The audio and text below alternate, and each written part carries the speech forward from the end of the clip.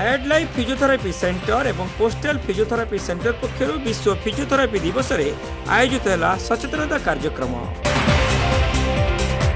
Add life physiotherapy centre एवं coastal physiotherapy centre पक्षर अजिनिता foundation सहयोग में विश्व फिजियोथेरापी दिवस रे सहरर भीमपुरा स्थित सेंट थॉमस स्कूल रे विश्व फिजियोथेरापी दिवस पालित हो जाइछि।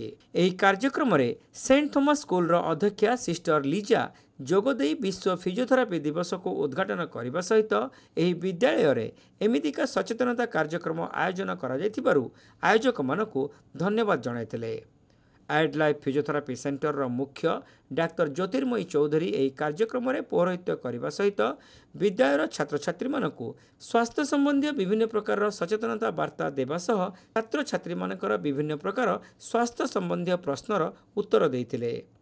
तो पैनक्रियाज रो मेन फंक्शन प्रॉपर फंक्शन करिया पई 8 घंटा रो स्लीपिंग आवर इज मस्ट।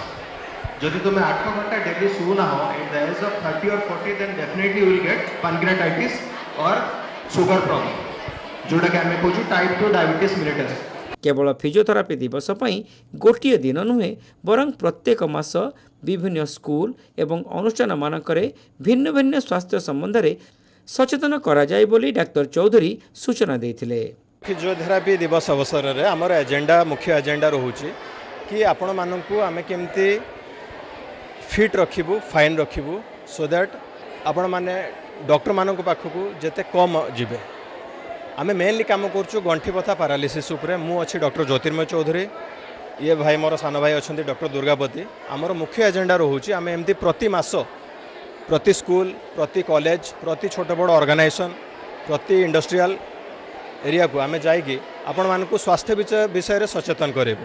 एटा रहूची हमर मुख्य एजेंडा। मुख्य ध्यान रहूची पिलांकर खाद्यपेय जीवन शैली। पिला माने आजिकली जानि पार न एक्चुअली पिला मानकर बापा माँ माने भी जानि पार न जे एक्जाक्टली आमे कोन खाइबा पई दउछु कोन आमे खाउछु।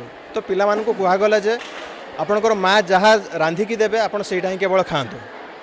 जीवन शैली भितर आमे मोबाइल उपरे बेसी आमे एक्वेंटेड होउछु। तो मोबाइल को छाड़ी कि आमे टिके किछि आउटडोर स्पोर्ट्स एक्टिविटी ता उपरे आपण किछिटा फोकस करंतु। आमर 20 वर्ष तले जोटा कि आमर जोटा लाइफस्टाइल थिला बा आमे जते स्कूल ले पाठ पढतु आम बेले मोबाइल नथिला। आम बेले मेनली बही थिला एवं माँ आमको जहाँ रांधिकी खाया पई दउतला आमे सेडा ही खाउतलु एवं दैट टाइम से समय रे बहुत कम आमे माने रोग रे अफेक्टेड होउतलु। बट आजिकालिका पिला माने मो झील ए चतुर्थ श्रेणी सी ए कहूँ कि मोर माने बैग रो वेट एत ही मो कांध बथा हो।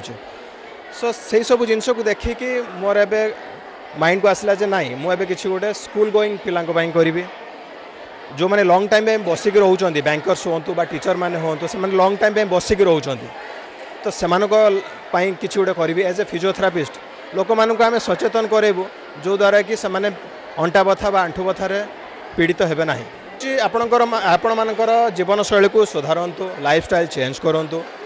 20 वर्ष तले जो लाइफस्टाइल थिला आपण चेष्टा करूँ से जीवन शैली को धीरे धीरे आपणेवाई। आजिकली जो सेडेंटरी लाइफस्टाइल अच्छी ताकू धीरे धीरे काटियापाई प्रत्येक दिन योग व्यायाम अभ्यास करूँ। Hit the gym government free रे ओपन जिम कर दौर आपड़ से एटलिस्ट अध घंटे निज स्वास्थ्य को जत्न दिंतु स्वास्थ्य प्रति सचेतन हूँ। यहाँ रोचे आमर मुख्य उद्देश्य। शुणु फिजियोथेरापी गोटे छोट पार्ट हूँ massage. Massage is not bad for your body, massage is good for your body किंतु फिजियोथेरापी माने मसाज नुह। फिजियोथेरापी हूँ आपंकर लाइफस्टाइल। फिजियोथेरापी आपंकर छोट पिला जन्म होगा पाखर गोटे बुढ़ा लोक मरिया पर्यंत समस्त फिजियोथेरापी दरकार। योग हूँ गोटे पार्ट फिजियोथेरापी रो, एक्सरसाइज हूँ गोटे पार्ट, प्राणायाम हूँ गोटे पार्ट। प्राणायामटा जोटा आम योगारे कहूँ सेटा ब्रीदिंग एक्सरसाइज बोली आम कहूँ ताकू फिजियोथेरापी रे। तेणु आपंकर टोटल जीवन शैलीटा हूँ फिजियोथेरापी। कोस्टल फिजियोथेरापी सेंटर मुख्य डाक्टर दुर्गाशंकर पति एही कार्यक्रम में जोगदे फिजियोथेरापी चिकित्सा केवल गंठी बथा किंबा पैरालिसिस चिकित्सा पई नुह बरं एही चिकित्सा द्वारा लोक संपूर्ण निरोग रही परिबो बोली कहिथिले। एणु एबेठू प्रत्येक छात्र छात्री माने सबु दिगरु सचेतन रहिले भविष्यत रे केही जणे हेले भी कोनोसी असुविधा रे पड़िबे नाही बोली डाक्टर पति कहिथिले। फिजियोथेरापी वर्ड सबुदिन थिला सेटा टे कन्फ्यूजन होउची काहेकि ना लोक माने निजको मेडिसिन सहित एते एडिक्टेड कर दैछंती जोटा कि फिजियोथेरापी जो जिनस से बुझी पारना।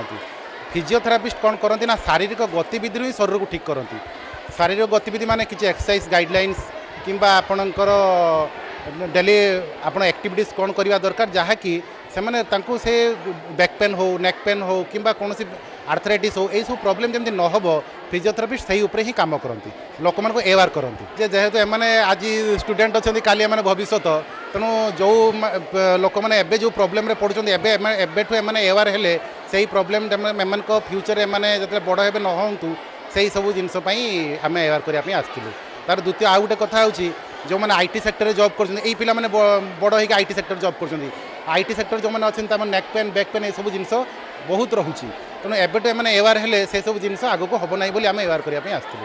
ଏହି ଦୁଇ ଅନୁଷ୍ଠାନ ପକ୍ଷରୁ ଏହିଭଳି ସଚେତନତା କାର୍ଯ୍ୟକ୍ରମ ସେଣ୍ଟ ଥୋମାସ ସ୍କୁଲରେ ଆୟୋଜନ କରାଯାଇଥିବାରୁ ବିଦ୍ୟାଳୟର ଅର୍ଗାନାଇଜର ଅଜୟ କୁମାର ସିଂ ଆନ୍ତରିକତାର ସହ ସମସ୍ତଙ୍କୁ ଧନ୍ୟବାଦ ଅର୍ପଣ କରିଥିଲେ।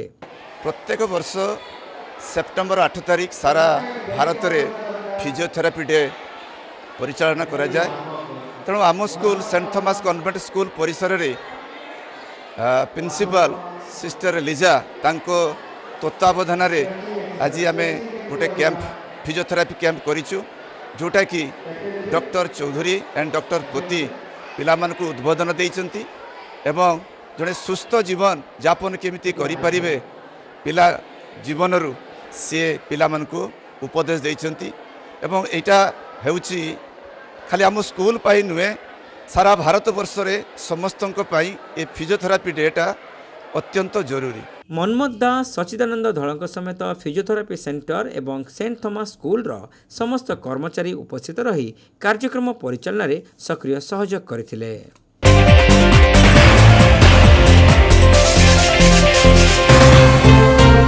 Saint John college of nursing and paramedicals रे एडमिशन चली बैचलर ऑफ फिजियोथेरापी बा बीपीडी कोर्स पई जोगाजोग करंतु। Saint John college of nursing and paramedicals mission compound Baleshwar.